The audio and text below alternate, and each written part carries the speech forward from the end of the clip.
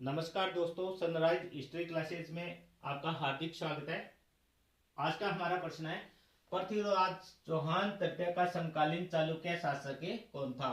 हमारा प्रश्न क्या है कि पृथ्वीराज चौहान तृतीय का समकालीन चालुक्य शासक कौन था।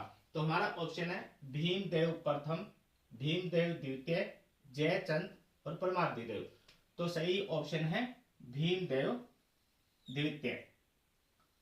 पृथ्वीराज चौहान तृतीय का समकालीन चालुक्य शासक कौन था? भीमदेव द्वितीय। ये गुजरात के शासक थे। गुजरात कहां के शासक थे? गुजरात। और इनका वंश था चालुक्य।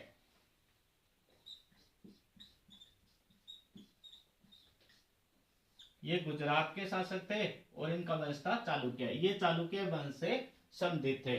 और भीमदेव का एक प्रधानमंत्री था, प्रधानमंत्री, इनका प्रधानमंत्री था जगदेव प्रतिहार।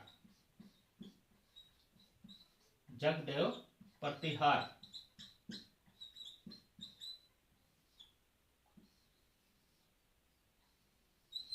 जगदेव प्रतिहार।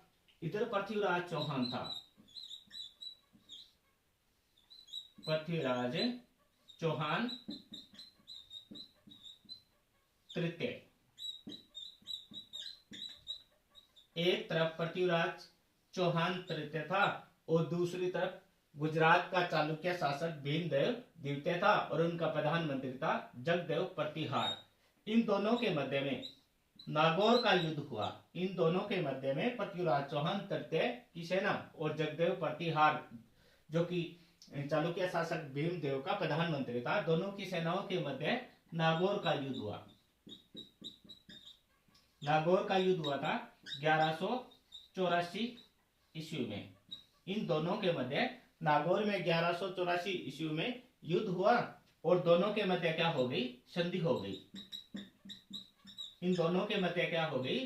संधि हो गई। इसके बाद में चौहानों और जो चालुक्य की जो लंबी शत्रुता थी, लंबे समय से उनके मध्य जो शत्रुता चल रही थी, उनका इसी संधि के द्वारा अंत हो गया।